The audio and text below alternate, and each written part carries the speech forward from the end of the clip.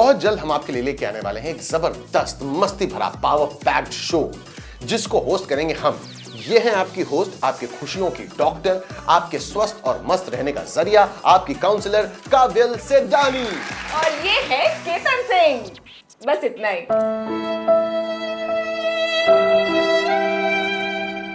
हमारे शो पर आप बहुत कुछ सीखेंगे और सीखने का मतलब ये नहीं कि रोते रोते सीख रहे हैं कि हम आपको पूरे मस्ती और फुल पावर के साथ बहुत कुछ सिखाएंगे। क्या सिखाएंगे? कम्युनिकेशन स्किल्स, उद्यमी बनना, सोशल स्किल्स, बिजनेस के लिए फंडिंग कैसे लाना, नए नए बड़े बड़े आइडियाज, एंटरप्रेन्योरशिप और बहुत कुछ। और अगर आपको लगता है उद्यमिक क्षेत्र सिर्फ लड़कों के लिए है, जी नहीं, ये क्षेत्र महिलाओं के लिए भी उतना ही पावरफुल है और हम चाहेंगे कि महिलाएं भी बढ़ चढ़कर इसका हिस्सा बने। तो हमारे शो का नाम है द युवा उद्यमी कौशल शो। देखना ना भूलिए। बिल्कुल नहीं।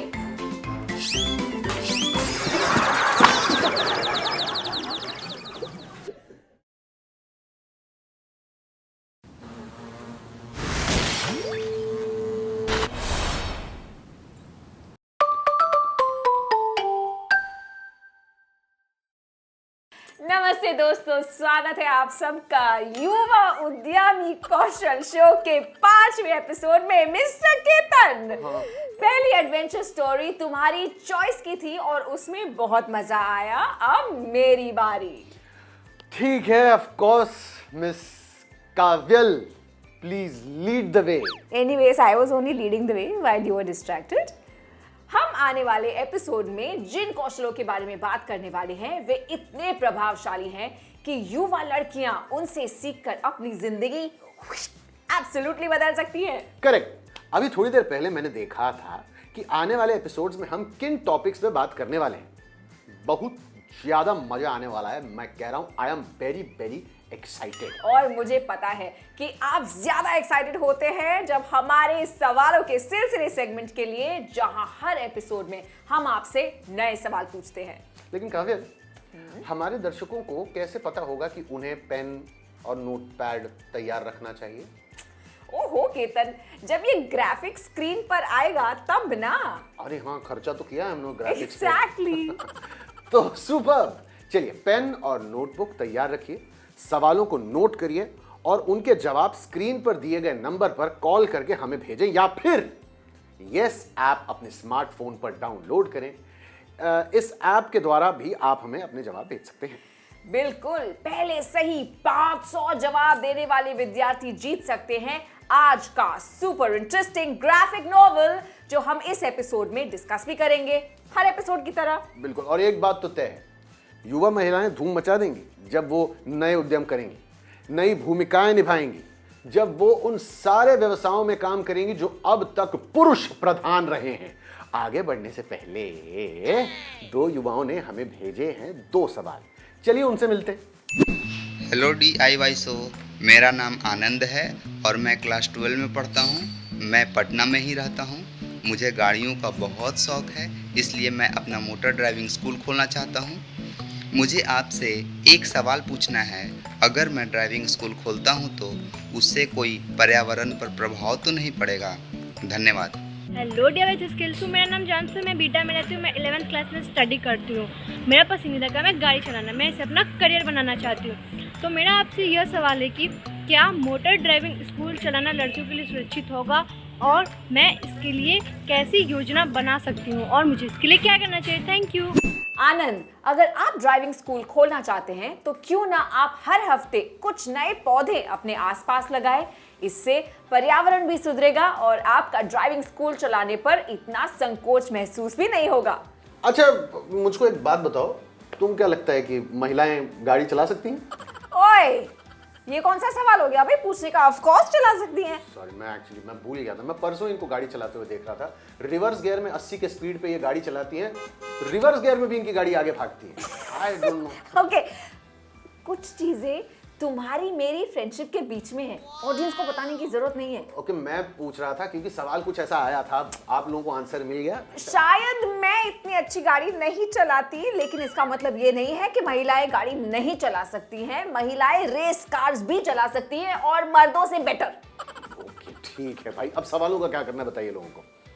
तो चलिए, आपने तो हमें सवाल पूछ लिए, अब बारी है हमारी। पेन और नोटबुक तैयार है ना? सवालों के सिलसिले के लिए। तो पहला सवाल है, हमारी आज की कहानी में ड्राइविंग स्कूल मोबाइल क्यों कहलाया जाता है? दूसरा सवाल, क्या केवल पुरुष ही गाड़ी चलाना सीख सकते हैं? तीसरा सवाल, ड्राइविंग सीखने पर महिलाएं क्या क्या कर सकती हैं? क्या ड्राइविंग केवल पुरुषों के लिए है या पुरुषों और महिलाओं दोनों के लिए है?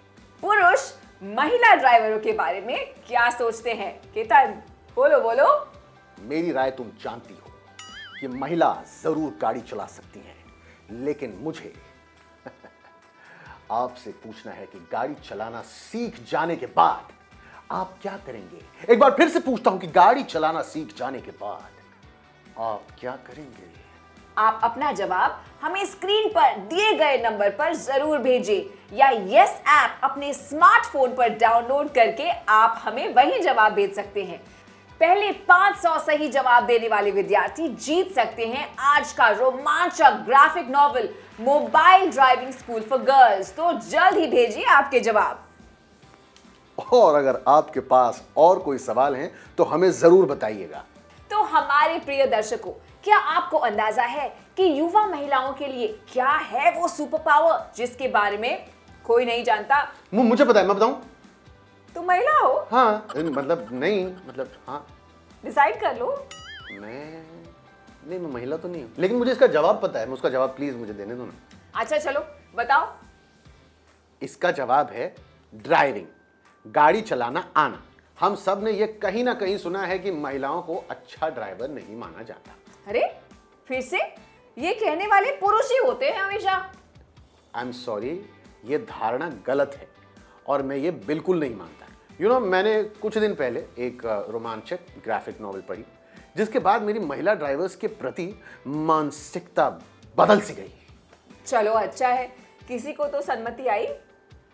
The mobile driving school for girls story पढ़कर मुझे 2 जरूरी बातें सीखने को मिली। पहली बात, उत्तरी भारत की महिलाएं अगर वाहन चलाना सीखना चाहें तो उनके लिए ड्राइविंग स्कूल ही नहीं है। दूसरी बात ये कि ड्राइविंग स्कूल्स को मोबाइल होना चाहिए, मतलब ऐसा होना चाहिए कि गांव-गांव और हर छोटे शहर घूमकर महिलाओं को गाड़ी चलाना सिखा सके, किसी एक जगह पर सीमित रह के नहीं। ये तो शानदार विचार है और बिजनेस का भी एक अच्छा विकल्प। अब तक किसी ने इस बारे में सोचा क्यों नहीं? वैसे शायद लोगों को ऐसा लगता है कि इसकी मार्केट में डिमांड ही नहीं है। क्या पता लोगों को ऐसा भी लगता हो कि महिलाएं गाड़ी चलाना सीखना ही नहीं चाहती। सच तो ये है कि वो सब कुछ चलाना सीखना चाहती है, कार, जीप, स्कूटर, रिक्शा, बस, टैक्सी, एरोप्लेन तक सब कुछ और बहुत कुछ। बस आपको छोटी छोटी बातों का ध्यान रखना होगा, जैसे रात को ड्राइव करने से बचें, 4 से 5 के ग्रुप में ट्रैवल करें, हमेशा सीट बेल्ट लगाए रखें और सबसे जरूरी बात, अपने आप को डिफेंड करना सीखें। उसके तो बहुत सारे तरीके हैं, जैसे कराटे। अच्छा हुआ तुमने रोड सेफ्टी और पर्सनल सेफ्टी की बात कर ली। वैसे रोड सेफ्टी के अंदर ये भी आता है कि सड़क पर जो भी हम ट्रैफिक साइंस देखते हैं, आपको उसकी भी नॉलेज होनी चाहिए और पता होना चाहिए कि उन्हें कैसे फॉलो करना है। और सबसे जरूरी बात, ड्राइविंग के दौरान कभी भी फोन का इस्तेमाल नहीं करना चाहिए। तुम्हारी तरह हमेशा पूरा ध्यान रोड पे। मेरा पूरा ध्यान रोड पे ही रहता है। हमेशा सीट बेल्ट पहने रहे और ध्यान रहे कि बाकियों ने भी पहनी हो। हाँ, मैं भी पहनूंगा। मुझे सीट बेल्ट पहनाओ ताकि मैं अपनी गाड़ी से कभी हिल न सकूं, because this is DIY, Do it yourself। एक बात और जो अक्सर लोगों को पता नहीं होती, पैदल, एम्बुलेंस और साइकिल चलाने वालों के लिए हमेशा रास्ता बनाएं। Yes. आपको शायद पता नहीं होगा, लेकिन उन्हें वाहनों से पहले जाने का अधिकार है।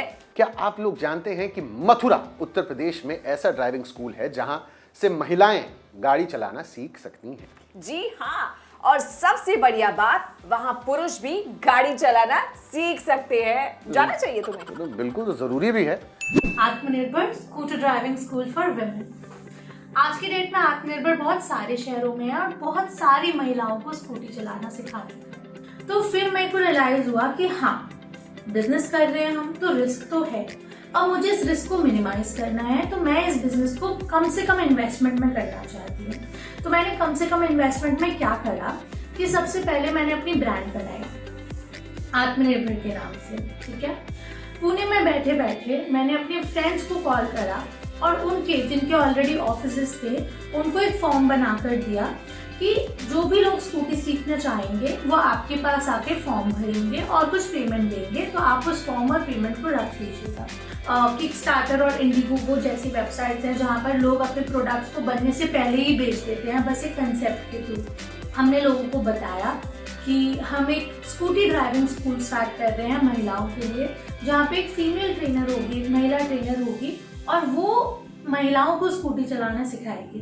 तो बहुत सारी महिलाएं हैं जो कि बहुत खुश हो गई है जान के कि एक फीमेल ट्रेनर है जो उनको स्कूटी चलाएगी, और वो कॉल्स पे कॉल्स करने लगी। तो हमने उन्हें कहा कि हाँ हम स्टार्ट करने वाले हैं, पर आप हमें ट्रस्ट कर सकते हैं, ये हमारा फ़ोन नंबर है, ये हमारा एड्रेस है।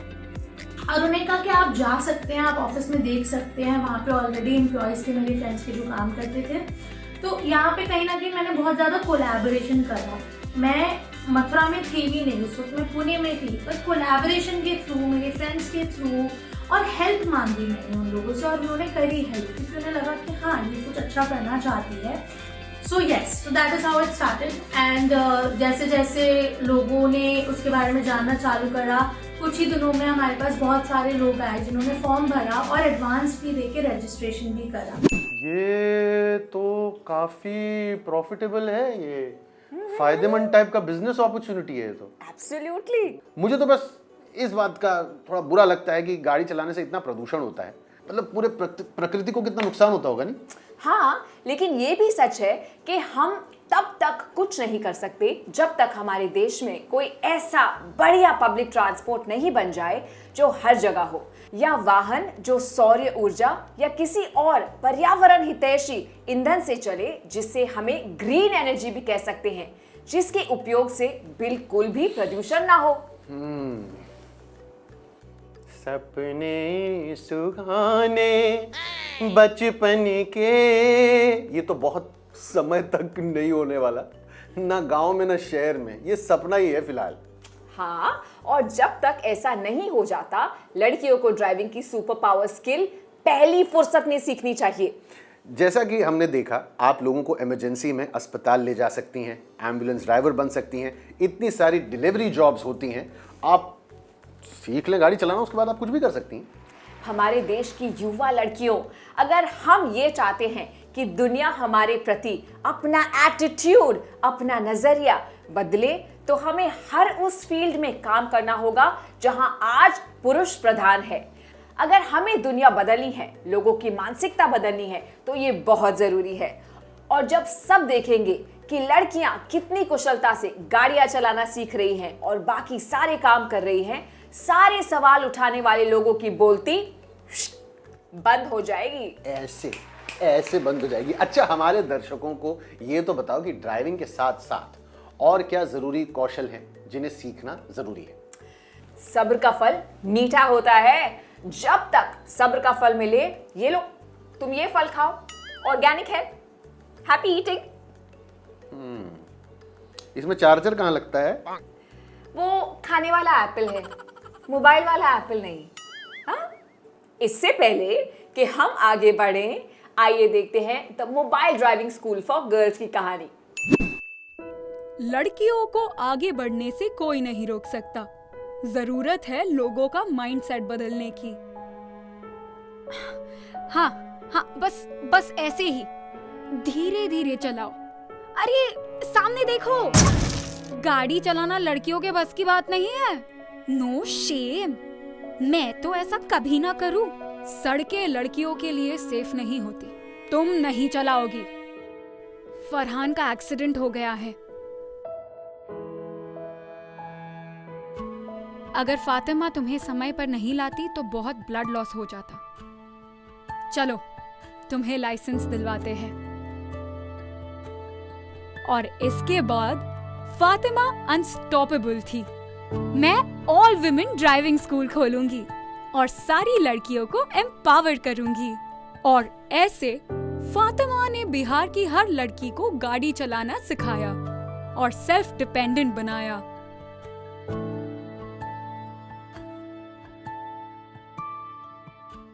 तो कैसा लगा आप सबको हमारी अनस्टॉपेबल फातिमा से मिलकर?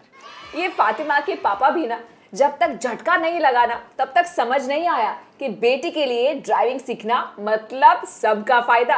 अगर आपके आसपास भी कोई ऐसे लोग हैं तो उनको समझाएं कि भाई साहब संभल जाओ, कोई हादसा होने का इंतजार मत करो।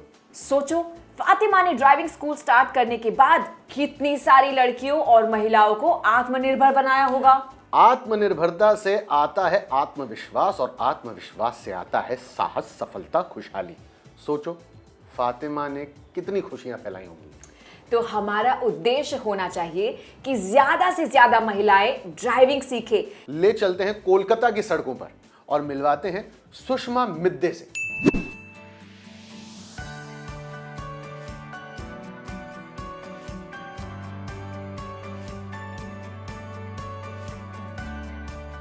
मेरा नाम सुषमा मिद्दे है। मैं बेलुरथम कोलकाता में रहती हूँ। मेरे पास मेरी खुद की कार पिछले 1.5 साल से है। दरअसल मुझे कार चलाना बहुत पसंद है। आप इसे मेरा जुनून कह सकते हैं। बहुत सारे ग्राहक मुझसे कई बार पूछ चुके हैं कि मैं पूरा दिन गाड़ी चलाकर थकती नहीं हूँ। मैंने उनसे कहा, बल्कि मुझे लगता है कि जब मैं कार चलाती हूँ तो मुझे खुशी होती है। बड़ी बसें, ट्रक हमेशा हावी होने की कोशिश करती हैं क्योंकि मैं एक महिला हूँ। मेरे पिता ने मुझे सिखाया है कि कुत्ते की भौंकने की परवाह नहीं करनी है। हो सकता है कि वे काट सकते हैं लेकिन हमें रुकना नहीं है। तो अगर आप एक युवा लड़की हैं जो महिलाओं को ड्राइविंग सिखाने के बिजनेस को पिच करना चाहती हैं, तो हम बस यही चाहेंगे कि आपकी उम्र 20 से 25 की हो और आपको ड्राइविंग का अनुभव हो। आपके पास एक योजना अर्थात बिजनेस प्लान होना चाहिए कि इसे बिहार में कैसे सफल उद्यम का रूप दिया जा सकता है। बिजनेस प्लान बहुत जरूरी है। हर सफल बिजनेस की शुरुआत बिजनेस प्लान से ही तो होती है। अगर ये सुनने में कठिन लग रहा है तो डरिए मत, ऐसा बिल्कुल भी नहीं है। हाँ, इसमें आपको बाहर जाकर रिसर्च करनी है, लोगों से मिलना है और जरूरी इंफॉर्मेशन कलेक्ट करनी है। आप ऑनलाइन रिसर्च के आधार पर बिजनेस प्लान नहीं बना सकते। इसमें मजा भी आएगा और सीखने को भी बहुत कुछ मिलेगा। हर बिजनेस प्लान को छोटे छोटे पार्ट्स में डिवाइड किया जा सकता है, बांटा जा सकता है, जिससे उससे बनाना और आसान हो जाता है।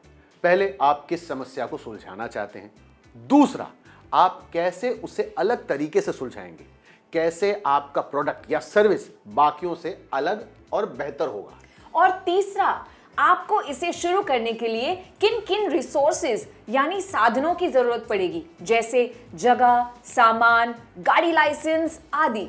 चौथा ये कि सब करने में कितना निवेश लगेगा। पांचवा, आप अपनी सेवा कितने में बेचेंगे। आपको इस बात का भी अंदाजा लगाना होगा कि आपके हर महीने में लगभग कितने कस्टमर्स रहेंगे। इससे आपको अंदाजा हो जाएगा कि आप कितना प्रॉफिट यानी मुनाफा कमा पाएंगे और कब, कैसे, कितना अपने निवेशकों से लिया गया पैसा वापस कर पाएंगे। इसी को तो कैश फ्लो बनाना कहते हैं। वैसे कैश फ्लो बनाने से पहले बजट बनाना पड़ता है। बट नो प्रॉब्लम, आपकी मदद के लिए www.mapofme.in पर बहुत सारे रिसोर्सेज हैं। पता है, आप इसकी मदद से सिर्फ 26 स्टेप्स में अपना लाइफ प्लान बना सकते हैं। उसे जैसे चलाना है वैसे चलाओ। इंग्लिश में, हिंदी में, फोन पर, लैपटॉप पर, हर जगह अवेलेबल है और हर जगह एकदम फ्री। www.mapofme.in। और हाँ, आप चाहें तो गोइंग टू स्कूल के इंडिया के YouTube चैनल या YESS यस ऐप पर यह शो दोबारा देख सकते हैं। और सिर्फ यही शो नहीं, वहां ऐसे बहुत सारे शोज हैं और स्किल वीडियोस हैं जो आप देख सकते हैं, सब फ्री में। अरे वाह, ऐसी बढ़िया बढ़िया लाइफ चेंजिंग चीजें भी फ्री में मिलती हैं। ऐसा समझ लो कि आज के टाइम पर हमारे युवाओं को उनका भविष्य बनाने के लिए जो भी जरूरी है वो फ्री है। जैसे नौकरी या स्टार्टअप के लिए कौशल सीखना फ्री है।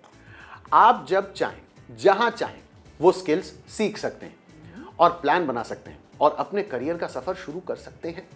और हां, अगर आप अपना बिजनेस मॉडल हमें पिच करना चाहते हैं तो आप कोशिश करें उसमें क्लीन एनर्जी यूज करने की।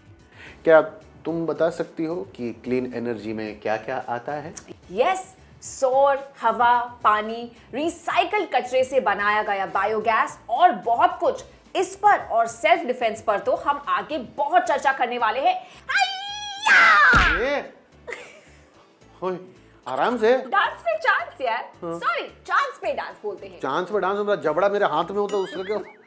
तो आराम से जरा। तो आप आज ही हमें अपना बिजनेस आइडिया भेजें और स्टार्टअप कैपिटल यानी रकम पाने का मौका पाएं। बिहार की युवा लड़कियों, ये बहुत ही बढ़िया अवसर है जिंदगियां बदलने का। क्यों? क्योंकि अगर आपका आइडिया सही निकला तो आपको स्टार्टअप फंडिंग मिल सकती है। आप हमें अपना आइडिया वीडियो बनाकर व्हाट्सएप कर सकते हैं। शर्त है कि आपकी उम्र 18 से 23 तक की होनी चाहिए। सोचिए कितने सारे सेक्टर्स यानी क्षेत्रों में उनके लिए नौकरी के दरवाजे खुल जाएंगे और ऐसे कितने सारे व्यवसाय हैं जो ड्राइविंग आने पर उन्हें करने में आपको सक्षम बना देगा। अरे केतन, तुम्हारी आज की कविता कहाँ है? कविता स्कूल गई होगी। अच्छा, कविता। अरे तो याद है मेरे को। अर्ज क्या है? मुलाजा फरमाया कि महिलाओं को ड्राइविंग सिखाओ, दुनिया में बदलाव लाओ, अपने और परिवार के लिए पैसे कमाओ और पर्यावरण में भी सुधार लाओ। वाह शायर साहब, वाह, मान गए आपको। चलिए जल्द ही मिलेंगे और आप सबके लिए टॉपिक तो मैं चूज करूंगी इस बार। हाँ, और क्या, मुझे पूरा भरोसा, पूरा भरोसा है बेटा तुम्हारे डिसीजन मेकिंग में, बिल्कुल। और हाँ, आपको हमारे सवालों के जवाब हमारे स्क्रीन पर दिए गए नंबर पर कॉल कर देने हैं। और अगर आपकी उम्र 18 से 23 वर्ष तक है तो आप अपना बिजनेस आइडिया या इस विषय से जुड़े अपने सवाल हमें दूसरे नंबर पर वीडियो व्हाट्सएप करें। अगर हमें आपके बिजनेस आइडियाज अच्छे लगे तो शायद आपके प्रोजेक्ट आइडिया के लिए फंडिंग भी मिल जाए। अपना नाम, नंबर, पता ये देना भूलिएगा मत। हम आपको ढूंढेंगे कैसे? आपने इस एपिसोड में क्या सीखा? जो आपके विचार हैं वो भी आप हमें भेजें। हमें ये बताएं कि आपको हमारा प्रोग्राम कैसा लगा और ये बताना ना भूलें कि आप ड्राइविंग सीखेंगे या नहीं। तो चलो फिर मिलते हैं। Bye bye.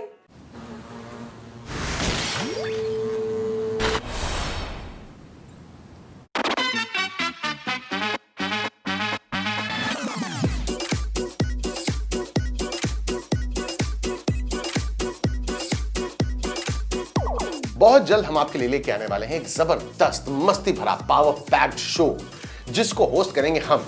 ये हैं आपकी होस्ट, आपकी खुशियों की डॉक्टर, आपके स्वस्थ और मस्त रहने का जरिया, आपकी काउंसलर काबिल सेडानी। और ये है केतन सिंह। बस इतना ही।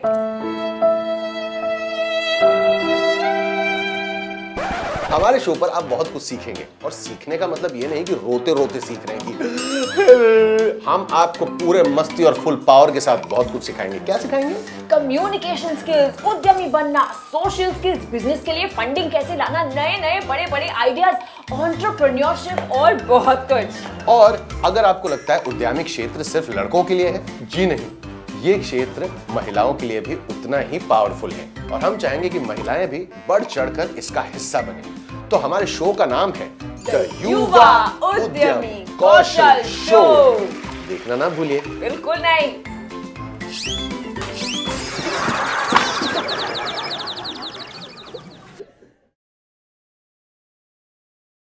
Hello, my name is Akansha. I am from Patna, Bihar, and I am born and brought up in Patna. But then later on, I went to Banasthali Vidyapith, where I completed my +2, my graduation in Bachelor's in Business Administration. And then I went to Tata Institute of Social Sciences, Mumbai, where I completed my social entrepreneurship course. So, why I did social entrepreneurship course? Because I always wanted to start the business, which should be also social in nature, but it should be a business too. So I found this course very much attractive because इस course का जो पूरा एक structure था वो ऐसा था कि जो हमारा फील्ड वर्क है हम उससे भी बहुत कुछ सीखें, और थियोरेटिकली तो हम सीखें ही बिकॉज मैं बिज़नेस बैकग्राउंड से बिलोंग नहीं करती, मैंने कोई टेक्निकल ऐसी डिग्री नहीं ली, और मुझे कुछ करना था वो हो सकता था टेक्निकल हो या नॉन टेक्निकल हो। फिर उसके बाद जब इस कोर्स के दौरान मैंने बहुत सारे इंटर्नशिप्स किए और बहुत सारा फील्ड वर्क किया। इंटर्नशिप मैंने बहुत स्टार्टिंग में जब मैं BBA में थी तो मैंने एक स्टॉक मार्केट में किया था, जिसमें 9 to 5 का एक जॉब होता था, आपको 9 बजे आना 5 बजे जाना। और चूँकि मैं ग्रेजुएशन की थी तो वो मुझे एक सेलेक्टेड सब्जेक्ट टॉपिक पे ही पढ़ाते थे, उससे ज़्यादा नहीं पढ़ाते थे। तो वो चीज़ मुझे एक ट्रिगर करता था कि जितना मुझे जानना है उससे ज़्यादा क्यों नहीं बताया जा रहा, 9 to 5 जॉब में फिट क्यों किया जा रहा है। तो there and there I decided कि I think entrepreneurship should be the course which I should pursue. तो इस तरह BBA के बाद फिर मैंने सोशल एंटरप्रेन्योरशिप का कोर्स लिया TISS का। और इस पूरे कोर्स के दौरान एक ऐसा फील्ड प्रोजेक्ट आया जिसमें हमें झाबुआ में रहना था। So Jhabua is actually a tribal village जो कि ये MP और झारखंड के बॉर्डर पे आता है। तो हमें 15 दिन वहाँ रहना होता था। वहाँ पे हमने घर ऐसे एक पहाड़ पे एक घर होते थे, और हम लोग ऐसे 4-5 लोग ऐसे फ्रेंड्स लोग का ग्रुप बनता था जिसमें हमें जाके रहना होता था। तो वहाँ पे हमने नोटिस किया कि बिजली नहीं आती, और बिजली अगर आती भी है तो वो रात को 2 बजे आती। तो जो किसान है अगर उसको इरिगेशन करना है तो वो इधर रात को 1 बजे उठता था या 2 बजे या 3 बजे। तो उनका जो एक बेसिक स्लीपिंग पैटर्न होता है वो पूरा ख़राब हो चुका था। फिर उसके बाद हम अगर फूड हैबिट की बात करें तो वो खाना 5 बजे बनाते थे और खाते थे 10 बजे। 5 बजे इसलिए क्योंकि रोशनी ही 5 बजे तक होती थी, और खाते थे 10 बजे। तो which is again considered as a cold food which is not good for us. और जब हमारे पास चूल्हा होता है घर पे तो हम तुरंत ऐसे क्विक खाना गर्म कर लेते हैं और खा लेते हैं। बट गांव में क्या होता है कि उन्हें लकड़ी या जो गोईठा होता है उसको जलाने में काफ़ी टाइम लग जाता है, फिर जाके चूल्हा तैयार होता है, फिर खाना पकता है। तो उनके पास वो इंस्टेंट खाना गर्म करने वाली टेक्नोलॉजी या कुकिंग गैस ऐसा कुछ उपलब्ध नहीं था। फिर उसके बाद तो ये एक नोटिस मैंने किया जो उनका कुकिंग पैटर्न था। फिर बिजली ना होने के कारण 5 बजे के बाद बच्चे भी नहीं पढ़ रहे, और उनका जो अदर लाइवलीहुड ऑप्शन होता है, जैसे मान लीजिए दुकान खोलना हो गया या फिर कंप्यूटर की शॉप हो गई या कुछ भी हुआ, तो वो 5 बजे के बाद बंद हो जा रही है, क्योंकि बिजली ही या तो नहीं है या तो उस 5 बजे के बाद बिजली नहीं है, बच्चे नहीं पढ़ रहे हैं और लाइवलीहुड के सारे ऑप्शंस बंद हैं। तो वो जितना कुछ कमा सकते थे 4 से 5 बजे तक कमाते थे, उससे ज़्यादा नहीं। एक और इशू जो किसानों के साथ मैंने देखा, अभी हाल में एक न्यूज़ भी आई थी कि किसान 2 बजे रात में खेत सिंचाई करने गया और उसको 4 जो जंगली जानवर होते हैं वो खा गए।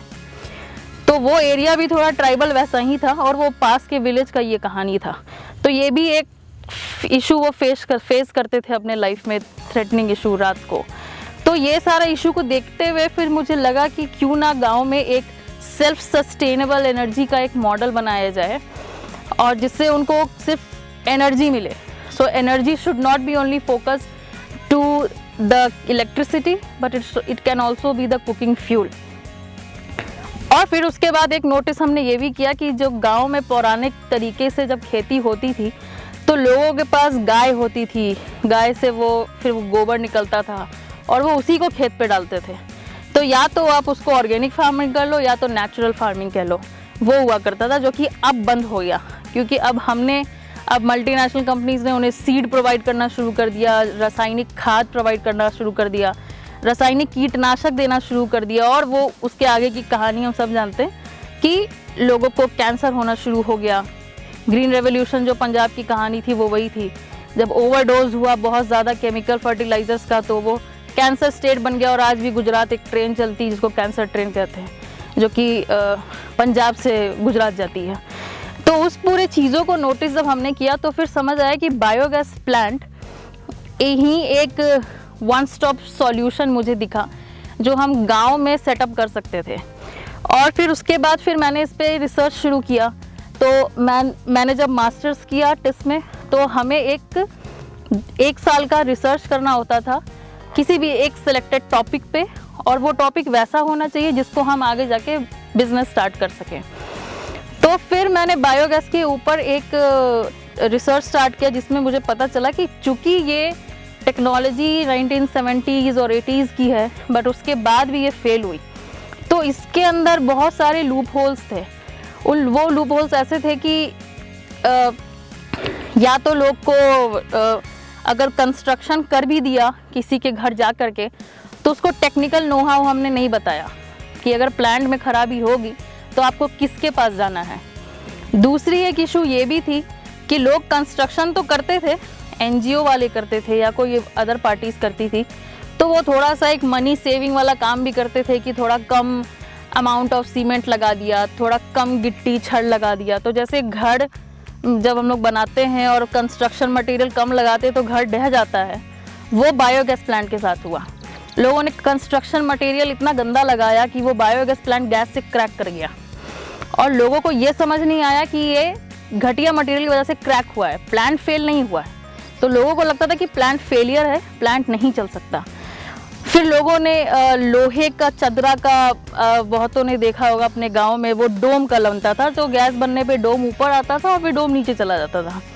उसमें एक दिक्कत ये हुई कि वो उसमें जंग लग जाता था गैस से, और उसका मेंटेनेंस बहुत महंगा होता था।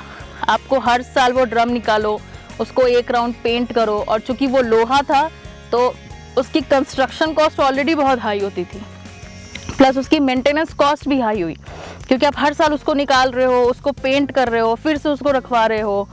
तो वो पेंट का कॉस्ट और जो लेबर कॉस्ट होता था वो अलग, प्लस अदर मेंटेनेंस टेक्नीशियन और वो सब कुछ कॉस्ट अलग आता था। तो उस कारण भी प्लांट बहुत फेल हुए, लोहे के चदरे वाले। और भी बहुत आया। फिर उसके बाद एक प्लास्टिक मॉडल आया जिसमें लोग ये सिंटेक्स टैंक में प्लांट बनाना शुरू कर दिए। तो उस प्लांट में भी दिक्कत नहीं है, बायोगैस बन जाता है, बट उसकी एक लाइफ स्पैन कम हो गई। अगर आप, हो सकता है शुरू में आपको 3-4 साल बहुत अच्छा गैस प्रोडक्शन मिले, बट उसके बाद गैस प्रोडक्शन काफ़ी लो हो जाता था। तो लोगों ने नोटिस, फिर एक दीनबंधु मॉडल सबसे बेस्ट था, लेकिन उसमें मटेरियल अच्छा ना लगाने के कारण चीज़ें क्रैक हुई। उसके साथ एक और इशू ये आया कि हमने गांव वालों को कभी बताया नहीं कि आप जब उसमें गोबर डालेंगे, आप उसमें गोबर डाल सकते हैं, आप उसमें खेत का हरा कचरा डाल सकते हैं, आप उसमें घास डाल सकते हैं। गांव में हमारे तालाबों में जलकुंभी हो जाती है जिसको हम हाइसिंथ बोलते हैं, आप वो काट के डाल सकते हैं, which is very good in nitrogen, और उसका जब खाद बनता है विच is again good for your agriculture. तो वो जितना हरा खरपतवार वाला चीज़ होता है वो सब कुछ आप डाल सकते हो, लेकिन उनको ये नहीं सिखाया गया कि आप उनको मिट्टी से अलग रखो। अगर आपने ज़मीन से गोबर उठाया, मिट्टी सहित उठाया, और उसको अगर पानी घोल के प्लांट में डाल दिया, तो पूरे डोम के अंदर वो नीचे एक सिल्ट फॉर्म कर लेता है। तो नीचे से पूरे डाइजेस्टर का साइज़ छोटा होता चला गया, क्योंकि नीचे मिट्टी बैठती चली गई, और वो मिट्टी बैठने की वजह से जो डाइजेस्टर का एक्चुअल साइज़ होता वो छोटा हो गया, और उससे गैस प्रोडक्शन काफ़ी लो हो गया। और काफ़ी लो होने के कारण फिर लोगों को लगा कि अरे प्लांट फिर से फेल है, गैस प्रोडक्शन हो ही नहीं रहा, मतलब प्लांट फेल है। फिर उसके बाद उनके पास कोई एक कनेक्शन नहीं था। जैसे आज लोगों को पता है कि हाँ, हम ब्लॉक डेवलपमेंट ऑफिसर के पास जाते हैं, हम ब्लॉक एग्रीकल्चर ऑफिसर के पास जा सकते हैं, वहाँ से हमें जानकारी मिल सकती है बायोगैस के बारे में, कौन बनाएगा, सब्सिडी किससे मिलेगी, ये सब कुछ, टेक्नीशियन कौन होगा। प्लान ख़राब होने के बाद भी फिर से हम उनसे कंसल्टेशन लेके उसको रिवाइव करवा सकते हैं, बट पहले ऐसा कुछ भी नहीं था। पहले लोग बनाए, ख़राब हुआ, ख़त्म, उसको या तो टॉयलेट बना दिया, या तो स्टोरेज सेंटर बना दिया, या फिर उसको पूरा डिमोलिश कर दिया। तो ये सारा बहुत सारा इशू सब कुछ कैप्चर करते हुए फिर हमने देखा कि इसको बिजनेस मॉडल की तरह जब तक प्रमोट नहीं करेंगे तब तक वो सक्सेसफुल नहीं हो सकता। तो फिर हमने कम्युनिटी के साथ बात करना शुरू किया। ये सारी थी थ्योरेटिकल बातें। तो जब भी हम कोई बिजनेस शुरू करते हैं या कुछ भी करते हैं तो हमें हमेशा थ्योरी पहले पढ़नी चाहिए। प्रॉब्लम अगर पता है तो तुरंत प्रॉब्लम सॉल्वर नहीं बनना चाहिए, और फिर जब हमें सॉल्यूशन मिल जाता है तो उसके बाद एक पायलट टेस्ट करना चाहिए कि हाँ, ये एक्चुअल में जो प्रॉब्लम हमने सॉल्यूशन हमने बनाया है वो सच में ऑन ग्राउंड विद कम्युनिटी सफल होगा या नहीं। Because business plan banana becomes a very different topic, और उसको ऑन ग्राउंड उतारना is completely again a very different topic. तो फिर जब हमने कम्युनिटी के साथ बातें शुरू की तो एक अलग लेवल का चीज़ सामने आया। वो ये आया कि उन्होंने कहा हमारे पास गोईठा है, हमारे पास लकड़ी है, हम बायोगैस प्लांट क्यों बनाए, हमारे पास तो ईजिली अवेलेबल चीज़ें हैं। और एक और इशू ये आई, एक जेंडर इशू हमने देखा इस पूरे प्रोजेक्ट में कि biogas is a women product, it's not a male product. Women खाना बनाती है, उसको धुआं लगता है, मेल को नहीं लगता। तो हम जब बायोगैस प्लांट के लिए लोगों से मिलने जाते तो खर्च तो मेल को करना है, फीमेल को नहीं करना। Even a female will say yes, male will say no, क्योंकि उसको नहीं खर्च करना है। तो इस पूरे सिस्टम में पॉलिसी जब बनाने वाली कमेटी थी, उससे लेकर के ग्राउंड इम्प्लीमेंटेशन तक कहीं विमेन नहीं थी, और कहीं विमेन ना होने के कारण लोग कन्विंस नहीं कर पाते थे कम्युनिटी को कि आपको प्लांट होना चाहिए। जब इस प्रोजेक्ट को हमने लॉन्च करने की कोशिश की तो वहाँ पे हमने फिर नोटिस किया कि हमने सोचा कि women as a ambassador promote होना चाहिए। हम मेल से मीटिंग नहीं करेंगे, हम करेंगे उनसे मीटिंग, पर हमारी फर्स्ट मीटिंग हमेशा विमेन के साथ ही होनी चाहिए। तो अब बात आई कि हम कम्युनिटी कैसे ढूंढें। तो स्टार्टिंग में तो मुझे 4 महीने लग गए थे सिर्फ एक लैंड ढूंढने में जहाँ मैं बायोगैस प्लांट लगा सकूँ, क्योंकि लोग काफ़ी रिलक्टेंट थे, लोगों को लगता था कि नहीं प्लांट फेल है, हम नहीं लगवाएंगे। फिर उसके बाद फिर हमने डिसाइड किया कि हेड कौन होता है गांव का, तो वो हुआ मुखिया। और मुखिया भी कैसे ढूंढे, तो फिर उसके ऊपर आते हैं ब्लॉक डेवलपमेंट ऑफिसर्स आते हैं, ब्लॉक एग्रीकल्चर ऑफिसर आते हैं, उसके भी ऊपर आते हैं डीएम, जो डिस्ट्रिक्ट मजिस्ट्रेट होते हैं, हर एक डिस्ट्रिक्ट्स में पाए जाते हैं। तो या तो आप डीएम के थ्रू आइए, या आप बीडीओ के थ्रू आइए, या बीएओ के थ्रू आइए। अगर मुखिया से आपकी अच्छी जानकार है या पर्सनल आपका रिलेशन अच्छा, तो आप मुखिया के थ्रू भी आ सकते हैं, क्योंकि mukhiya is the sole handler of the community. मुखिया ही साइन कर सकता है कुछ कागज़, तभी आपको ज़मीन भी मिलेगी। मुखिया ही मीटिंग करा सकता है, मुखिया ही अगर आपको फंड चाहिए सरकार की तरफ से तो दिला सकता है। बीडीओ भी आपको सिर्फ कनेक्ट कर सकते हैं। तो फिर जब हमने मुखिया ढूंढा, मुखिया के बाद फिर हमने एक कम्युनिटी ऑर्गेनाइज़ की जिसमें सिर्फ विमेन को बुलाया, उनसे डिसीज़न करवाया। जैसे एक बायोगैस प्लांट हमारा सीतामढ़ी में चला, तो उसमें हम लोग ने पूरा एक विमेन के साथ ही काम चलाया। विमेन के साथ मीटिंग हुई, हमने कहा कि अगर आप राज़ी हो अभी के अभी अपना नाम रजिस्ट्रेशन करा दो 100 रुपये दे करके। All the women came forward, either they brought money from their own pocket money, या तो उन्होंने अपने हस्बैंड से या फादर से किसी से भी मांगा पर जमा किया। तो वहाँ पे एक डिसीजन मेकिंग विमेन का आया। फिर प्लांट अब कैसे कंस्ट्रक्ट करते हैं उसकी बात आती है। तो उसमें फिर हमने सोचा कि जब तक किसी को हम मॉनेटरी वैल्यू नहीं देंगे, लोग प्लांट को सिंसियरली नहीं लेगा या सीरियसली नहीं लेगा। तो हमने लैंड को लीज पे लिया, ताकि किसी को ये ना लगे कि बायोगैस प्लांट बन गया, अब तो हमारा ज़मीन भी चला गया, हमने बेकार सोशल वर्क में दे दिया था।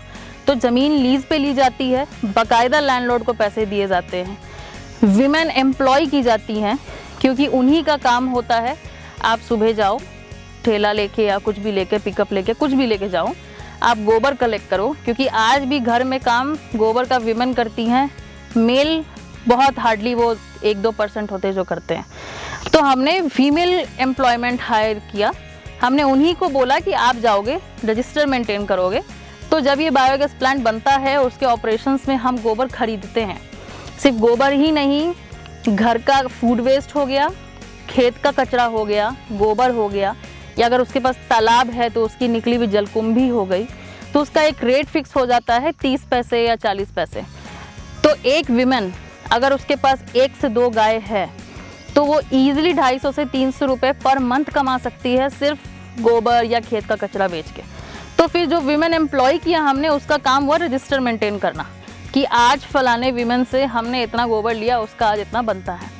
फिर जब कलेक्शन हो गया, प्लांट फीड करने का टाइम आया, वहाँ पे फिर क्या होता है कि अगर प्लांट का साइज़ जो होता है वो 2 क्यूबिक मीटर से लेकर के कितना भी ऊपर आप जा सकते हो, 2 जिसको हिंदी में हम घन मीटर बोलते हैं।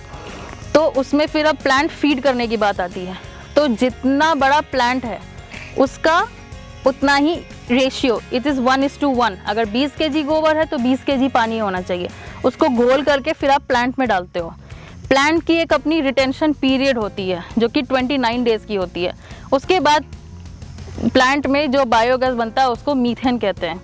तो फिर जब वो मीथेन जनरेशन हो जाता है, फिर पाइपलाइन के कनेक्शन से लोगों के घर में बायोगैस मीटर लगा के और फिर वो चार्ज दिया जाता है। और फिर जो उसका आउटपुट होता है, जब गोबर गैस बना दिया, जब वो बाहर आया, तो वो एक ऑर्गेनिक मैन्योर होता है जो कि एक जिसमें नाइट्रोजन, पोटेशियम, फास्फोरस की वैल्यू बहुत अच्छी होती है। और उसको फिर आप खेत में डायरेक्ट यूज़ कर सकते हो। उसका जो पानी निकलता है उसमें आप गौमूत्र एक्स्ट्रा मिक्स करके उसको 30 दिन रखने के बाद वो एक बहुत अच्छा कीटनाशक बन जाता है। तो थोड़ा सा मैं आपको टेक्निकलिटी बायोगैस प्लांट की बताऊं तो 1 घन मीटर, जिसको हम 1 क्यूबिक मीटर बोलते हैं, उसके लिए आपको 20 kg वेस्ट रिक्वायर्ड होता है। सो उस 1 क्यूबिक मीटर से आप 1 किलोवाट बिजली जनरेट कर सकते हो। और जब गैस बनाने की बात आती है, कुकिंग फ्यूल, तो उसको प्यूरिफाई किया जाता है क्योंकि उसमें मॉइस्चर, सल्फर, कार्बन उसका मात्रा होता है। फिर हम बीच में एक प्यूरिफिकेशन यूनिट लगाते हैं क्योंकि पहले एक प्रॉब्लम ये भी होता था कि लोगों के पाइप में छेद हो जाता था या फिर लोगों के चूल्हे खराब हो जाते थे, अंदर जंग लग जाता था। क्यों? क्योंकि वो डायरेक्ट गैस यूज़ करते थे। उस गैस में अनवांटेड गैसेस भी थी, सल्फर था, कार्बन था, जो रस्टिंग कर दिया, पाइप में छेद कर दिया। गैस बायोगैस प्लांट से घर में तो आ रहा है लेकिन बीच में ही कहीं लीक हो जा रहा है। तो फिर वहाँ पे फिर हमने प्यूरिफिकेशन यूनिट लगाया ताकि 90% to 95% प्योर मीथेन गैस लोगों के पास पहुँचे। तो उस 1 क्यूबिक मीटर जो कि 20 kg वेस्ट था, उससे 600 से 700 ग्राम गैस हमें मिलता है। अब इसमें मैं थोड़ा एक्सप्लेन करूँ कि टाइप ऑफ वेस्ट से अमाउंट ऑफ गैस डिफरेंट होते हैं। अगर आपके पास किचन वेस्ट या एग्री वेस्ट है तो 10 से 12 kg में गैस अच्छा बनता है। अगर आपके पास गोबर है, गाय का गोबर है और भैंस का गोबर है, तो उसमें आपको 20 से 25 kg रिक्वायर्ड हो सकता है। पर अगर आपके पास पोल्ट्री है तो उसमें आपको 7 से 10 kg में ही काम हो जाता है। बट अगेन प्यूरिफिकेशन यूनिट थोड़ा सा रॉबस्ट लगाना पड़ता है क्योंकि उसमें अनवांटेड गैसेस पोल्ट्री वेस्ट में थोड़ा ज़्यादा होते हैं। तो these are the types of waste which you can collect from the community and run biogas plant. So अब जो हम लोग बायोगैस प्लांट बनाते हैं वो पूरा एक बिजनेस मॉडल है, पूरा ही एक सर्कुलर इकोनॉमी की तरह है। लैंड लीज पे लिया, प्लांट बनाया। अब बात आती है प्लांट कहाँ से बनाया, तो उसके लिए फंडिंग की बात आती है। तो फंडिंग जब हमने स्टार्टिंग में जब पायलट प्रोजेक्ट डाला तो सारी की सारी फंडिंग हमने की। मैं जब टिस में थी तो development bank of Singapore foundation की तरफ से ग्रांट मिला था, उससे हमने प्लांट लगाए कम्युनिटी में, जो कि थोड़ा बहुत एक फेलियर रहा क्योंकि कम्युनिटी बहुत रिलक्टेंट हुई। उन्हें लगा ये सरकारी प्रोजेक्ट है, हमें इससे क्या मतलब, ये चले या ना चले, क्योंकि हमारा पैसा लगा नहीं है। लोगों ने गोबर देने से भी मना कर दिया, हम गोबर कहीं और से लाते थे। वो प्लांट इलेक्ट्रिसिटी प्रोडक्शन के लिए था। तो वहाँ पे हम थोड़ा सा फेल हुए क्योंकि हमने कम्युनिटी से पैसे नहीं लिए थे और कम्युनिटी बहुत रिलक्टेंट हुई कि हमें कोई मतलब नहीं। फिर बिजनेस मॉडल में एक चेंज आया कि हम जैसा भी जहाँ भी बायोगैस प्लांट बनाएंगे एक कम्युनिटी कंट्रीब्यूशन ज़रूर होना चाहिए। वो चाहे मुखिया की तरफ से हो, चाहे वो मुखिया किसी सरकारी योजना के तरफ से पैसे लाए, जो कि आज हम सबको पता है कि गोवर्धन योजना के अंदर एक कम्युनिटी बायोगैस प्लांट का फंड अवेलेबल है। या फिर आप अपने ब्लॉक एग्रीकल्चर ऑफिसर या फिर अपने डिस्ट्रिक्ट मजिस्ट्रेट से भी बात कर सकते हैं, उनके पास भी रूरल डेवलपमेंट के फंड्स अवेलेबल होते हैं। और कम्युनिटी अपना खुद का भी कंट्रीब्यूशन खुद से डाल सकती है। इट कैन बी 1000, 2000, 5000, जो भी वो अपने केपेबल हैं। या फिर जो अपने स्टेट में स्टेट रूरल लाइवलीहुड मिशंस चलते हैं उनके अंदर, जैसे बिहार में जीविका है, राजस्थान में राजीविका है, वैसे तो उसके अंदर फिर विमेन की SHGs बनी होती है, जिसको महिला समूह कहते हैं, सेल्फ हेल्प ग्रुप SHG। तो उनसे भी हमारा कोलैबोरेशन हुआ कि हम SHGs के साथ कोलैबोरेट करेंगे, जो कि स्टेट रूरल लाइवलीहुड मिशन के अंदर आती हैं। तो और उनके पास भी फंडिंग होती है जो कि जीविका उनको दे सकता है प्रोजेक्ट में डालने के लिए। सो प्रोजेक्ट को स्टार्ट करने के लिए all types of means of funding, all types of means of communication should be there और things should be on paper always. अगर आपने बेनिफिशियरी चुना है तो आप उनसे स्टैम्प पेपर लेके उनसे साइन करवा के आप उनको प्रॉफिट शेयर होल्डर ज़रूर बनाइए। अगर उनका कंट्रीब्यूशन आ रहा है तो they should also become the profit share holder. और अगर आपने ज़मीन ली है तो उसका लीज़ रेंट पेपर ज़रूर होना चाहिए। अगर आपने सरकार से पैसा लिया है तो वो भी ऑन पेपर होना चाहिए और उसका वाउचर जो भी आप एक प्रॉपर बिलिंग करा सकते हैं। तो एक पूरा वीमेन इन्वॉल्वमेंट हुआ। प्लान बनाते वक्त तो अगेन कोशिश तो हमारी होती है कि फीमेल भी आए, बट मेल ही मोस्टली इन्वॉल्व होते हैं। बट रन करने का जो पूरा एक सिस्टम होता है उसमें मोस्टली फीमेल होती हैं, जिसमें वो गोबर लाई, प्लांट को फीड की। जब गैस निकला तो बायोगैस मीटर से उनसे चार्जेस लिए गए। अगेन वो पेमेंट भी हम उन्हीं से डील करते हैं। अगर एक वीमेन ने 250 रुपये कमा लिया गोबर बेच के या खेत का वो बेच के, तो उनको हार्डली जो सिलेंडर 500 से 600 रुपये का पड़ता है आफ्टर सब्सिडी, तो बायोगैस 250 से 300 का पड़ता है मैक्स। तो एक कैलकुलेशन है कि एक घर एक दिन में 700 ग्राम गैस यूज़ करता है अगर उसके घर में 5 लोग हैं। तो if a family of 5 is using biogas plant, it comes up to 1 unit. एक दिन में 1 यूनिट, और 1 यूनिट का चार्ज है हमारा 10 रुपये। तो 30 दिन का हो गया 300 रुपये। तो अगर सिलेंडर 500-550 का होता है तो वहीं बायोगैस उनको 300 रुपये में मिलेगा, विच इज़ अगेन काफ़ी सस्ता हुआ। दूसरा एक इशू ये भी है जिससे उनको निजात मिलता है, जब कम्युनिटी बहुत इंटीरियर होती है, मतलब वो शहर से जब बहुत दूर होती है, तो कभी सिलेंडर आया कभी नहीं आया, कभी वो लोगों को हायर करते हैं कि वो सिटी तक जाए उनके लिए सिलेंडर लाए, तो उनका एक अलग चार्ज होता है जो वो उनसे लेते हैं। It can be there labour charge, it can be there petrol fees, anything. तो जो सिलेंडर उनको 700, 800 या 900 का आ रहा है उसमें प्लस 200 लगा के उनको देना पड़ता है। मैं बहुत इंटीरियर कम्युनिटी की बात कर रही हूँ, मेन बीच शहर की नहीं। तो एक उससे निजात मिल गया कि कभी ये दिक्कत नहीं रहा कि अरे गैस कब ख़त्म हो जाएगा। तीसरा ये निजात मिला कि सिलेंडर, हालांकि उज्ज्वला योजना ने लोगों को बहुत मदद किया, बट एक और दिक्कत ये आया कि कम्युनिटी एक साथ 800 रुपये देने में आज भी सक्षम नहीं है। अगर किसी कम्युनिटी को बोला जाए कि आप 900 रुपये तुरंत दे के सिलेंडर ले लो, तो they feel so much of hesitation, क्योंकि वो रोज़ कमाते हैं, रोज़ खर्च करते हैं और डेली का 10, 20, 50 रुपये जो होता है वो बचाते हैं। तो उनके पास कभी भी 900, 1000 रुपये की सेविंग नहीं होती है। तो इन आर केस हमने उसको पर डे यूनिट कॉस्ट पे डिवाइड कर दिया कि आपका 10 रुपये पर डे चार्ज लिया जाएगा, विच is again very nominal for them. और वो गोबर बेच के तो 250 रुपये कमा ही रहे। तो फिर अगेन ये पेमेंट का सारा ट्रांजैक्शन जो है वो वीमेन के साथ ही डील होता है, पेमेंट भी वीमेन के हाथ में ही दिया जाता है। और फिर जब खाद निकलता है तो जो कम्युनिटी इससे कनेक्टेड है उनको थोड़े सस्ते में हम देते हैं। सो बायोगैस प्लांट को कंस्ट्रक्ट करने के लिए हमेशा हमें ये दीनबंधु मॉडल है जिसमें गड्ढा करके और नीचे से बायोगैस प्लांट बनाया जाता है। लकड़ी जलाते हैं, गोईठा जलाते हैं तो धुआं लगता है, आँख में आंसू निकलने लगता है, बाल बच्चा के नुकसान करता है। आँख में आंसू आता तो बच्चा रोने लगता है धुआं से। अब गैस यूज होगा तो गैस से कुछ नहीं होगा, सब कुछ ही बचित हो सकता है। उसमें बाल बच्चा के पढ़ाई लिखाई संस्कार चला सकते हैं वही पैसों से। और गैस से भरवाना चाहते दूसरा जगह तो 700, 800 लगता, वही पैसा बचेगा तो घर के खर्च चलेगा, बाल बच्चा के कपड़ा लता, हरी बीमारी वही पैसा से कर सकते हैं हम लोग। से गोबर गैस प्लांट लग रहा है, इससे बहुत फायदा होगा।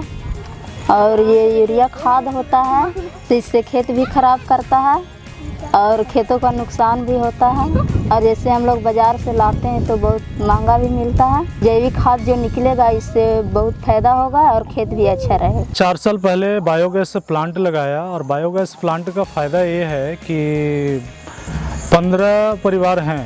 15 परिवार का खाना मेरा 3 टाइम, सुबह का नाश्ता, बच्चों का नाश्ता और दोपहर का खाना और शाम का खाना, तीनों टाइम का खाना मेरा गोबर गैस पे बनता है, बायोगैस पे बनता है। और बिल्कुल स्मूथली, कहीं से कोई दिक्कत नहीं है। अगर थोड़ा देर के लिए लॉक कम भी जाए तो 10 मिनट के लिए अगर बंद कर दिया जाए तो फिर से ऑटोमेटिक उतना ही गैस कंज्यूम कर जाता है और सभी लोगों का खाना बिल्कुल स्मूथली चल रहा है। हाँ, थोड़ा सा एक प्रॉब्लम आती है ठंडे के दिन में, थोड़ा गैस कम देता है। तो ठंडे में क्या होता है कि गोबर गैस का फ़ायदा ये है कि अगर उसको धूप मिलता है तो गैस ज़्यादा कंज्यूम करता है, और ठंडे में थोड़ा सा मॉइस्चराइज रहने के कारण उतना गैस नहीं बना पाता है, लेकिन फिर भी दिक्कत नहीं होती है। मेरा जो बायोगैस का साइज़ है वो 4 घन मीटर का है और 15 लोगों का खाना बिल्कुल स्मूथली बनता है। खाना ही नहीं, बिल्कुल उस पर दूध भी हम लोग गर्म करते हैं, और गाय के दर्रा जो होता है, दर्रा भी उसी पे हम लोग सिझाते हैं। और कहीं से कोई दिक्कत नहीं समझ में आती है, बल्कि हमें हर महीने का एवरेज मान के चला जाए तो 2000 से 2500 रुपये का मुझे फ़ायदा हो रहा है आपका गैस से। और दूसरी चीज़ है कि उसका जो आउटलेट से गोबर निकलता है वो गोबर जो है काफ़ी फ़ायदेमंद है। फ़ायदेमंद इस मामले में कि मेरा जो खेती है उस खेती में मैं गोबर का ही यूज करता हूँ, और बिल्कुल ऑर्गेनिक खेती को डेवलप कर रहा हूँ, ऑर्गेनिक खेती ही करता हूँ। और उसका जो जब गोबर घोलते हैं तो उसमें से जो पानी निकलता है उस पानी को हम लोग आपका कीटनाशक के रूप में यूज कर सकते हैं। वो कीटनाशक भी बिल्कुल ऑर्गेनिक कीटनाशक होता है, काफ़ी फ़ायदेमंद होता है फसल के लिए, पौधे के लिए। और मैं इधर जो भी लगाया हूँ, प्लांटेशन जो भी मैंने किया है, केला भी जो किया है, बिल्कुल ऑर्गेनिक तरीके से मैं खेती कर रहा हूँ।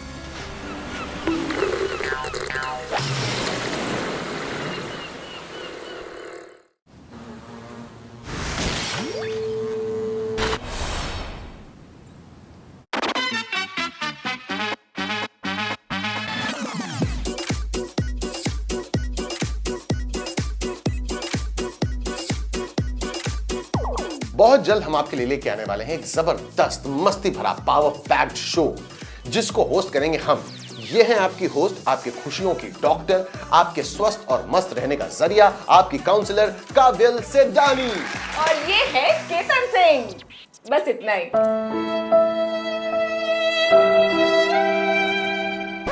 हमारे शो पर आप बहुत कुछ सीखेंगे, और सीखने का मतलब ये नहीं कि रोते रोते सीख रहे हैं कि हम आपको पूरे मस्ती और फुल पावर के साथ बहुत कुछ सिखाएंगे। क्या सिखाएंगे?